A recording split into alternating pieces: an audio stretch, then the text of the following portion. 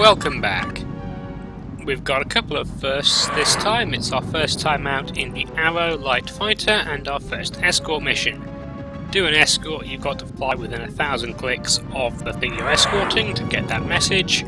And as for the Arrow, well, we've got some ion guns and some laser guns, and neither of those use very much energy, so full guns doesn't drain energy very fast, and we can keep firing even when we're out of energy, more or less, almost continuously. The flip side of that, of course, is that the Arrow doesn't do all that much damage. On the other hand, we do have 8 missiles, which is more than either the Hellcat or the Thunderbolt has. So, now we've found some Kilrathi to use them on, or at least we have when we come out of autopilot. It's party time. And we're about to encounter Maniac being awkward. Attack my target. Not possible, Ace. Normally I'd be happy with this. He has a set fighter he wants to kill. He wants to go after this Dralthi. And normally I'd be quite happy to let him do that and take on the 2 Darkits. But as it's the first Dralthi in the LP, I thought I'd better show it to you. So both of us are going after the same fighter, and the Darkits are clear on the transport. This isn't actually a problem really, because Darkits don't have enough firepower to cause it any significant discomfort. As for the Dralthi, well, it's the Kilrathi medium fighter. Unlike the Hellcat though, it's actually quite good, though what it does have is a much bigger target profile than a Darkit, so you can actually hit it when it's trying to evade. It's also much less manoeuvrable and somewhat slower, which also makes it easier to hit.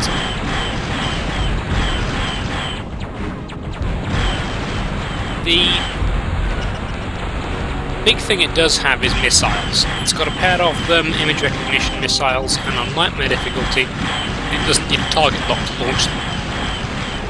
That, of course, means that if you're facing a large group of Dralthi, you can expect to deal with a missile swarm, and that makes Dralthi very dangerous in large numbers. And we'll be facing them often enough in large numbers during the course of the LP. Now, you may be surprised with the amount that I've been shooting at this thing and fairly regularly hitting it, that it's still showing green on the target display.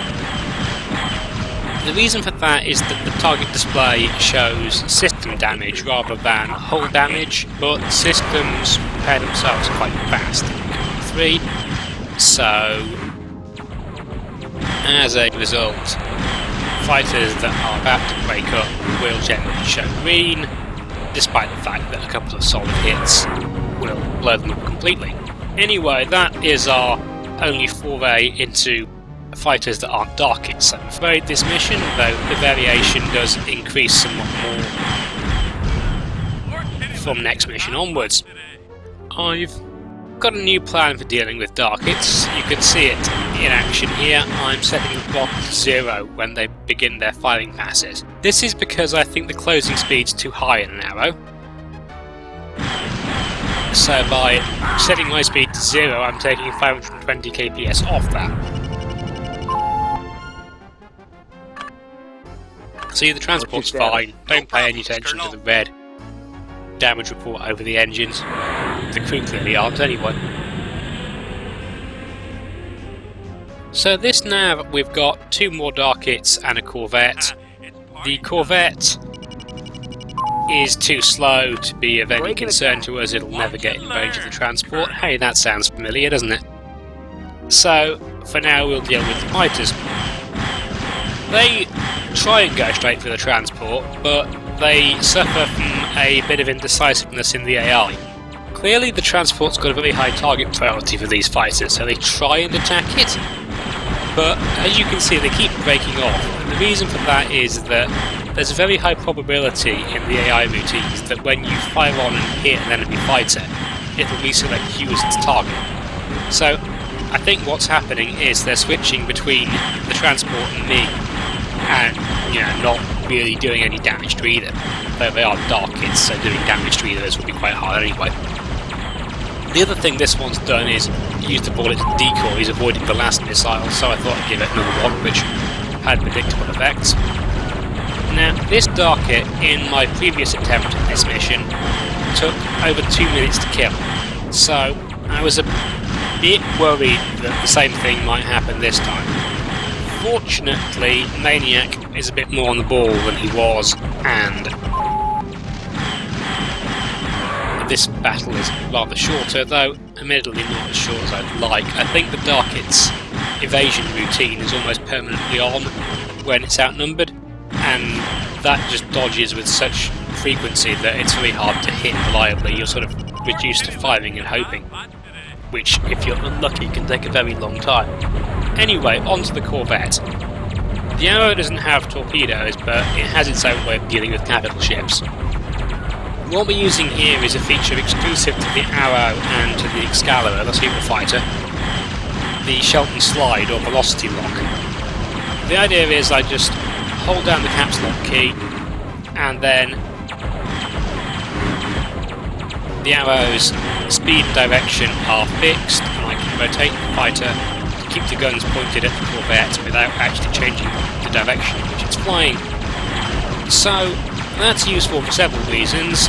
For a start, I can keep my guns pointed at a Corvette for a long time without being in any danger of crashing into it, because I'm not flying in the direction that the fighter is actually pointing. And also, as you can see there, it's quite effective at confusing the turrets. They're not hitting me despite the fact that I'm drawing a fair amount of fire. So that makes dealing with capital ships, even quite heavy cap ships, quite easy. On to the jump point then, with just another 4 Darkits to deal with, and then we can go back home and hit the bar.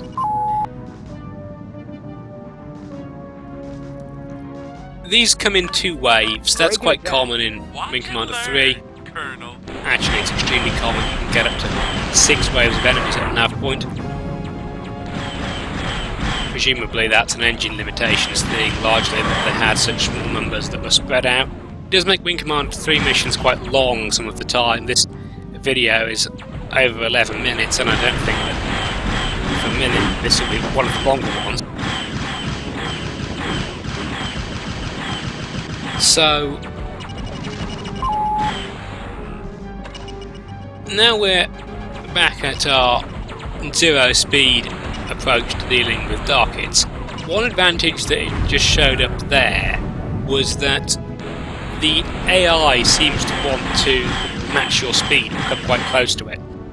So if I slow all the way down, then it causes the enemy to slow down as well. And that not only makes them easier to hit, which of course it does, but it also means that if I then give them a missile, they don't really have the ability to accelerate fast enough to evade it. So they have to drop a bunch of decoys or alternatively get hit, and both of these are fairly good as far as I'm concerned.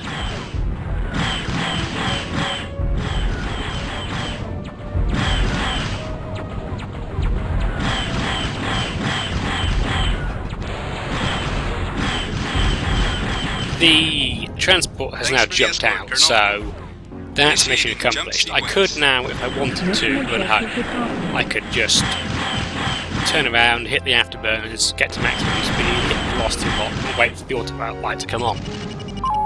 I'm not going to do that, because, seriously, these are Darkits.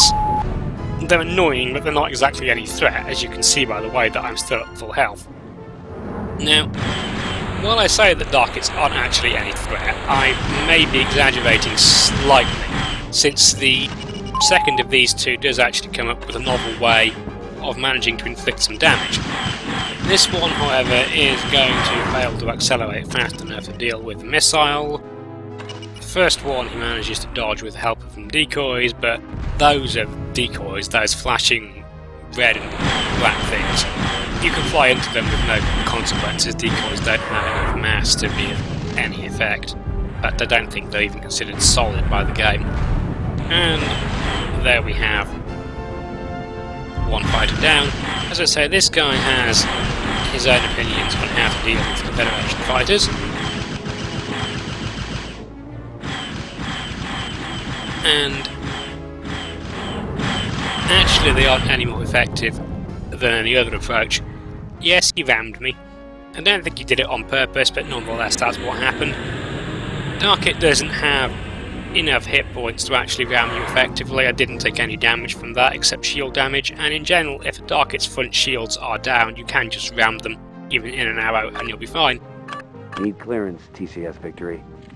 Well, I guess the Colonel's on a roll.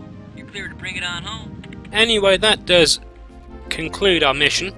Thanks for watching. I've been Ilanin, this has been Wing Commander 3, Heart of the Tiger, and I'll see you next time for our first encounter with the Kilrathi cloaking device.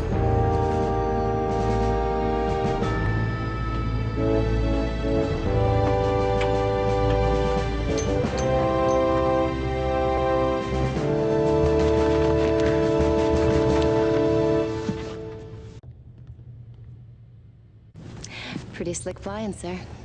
Thanks, Chief.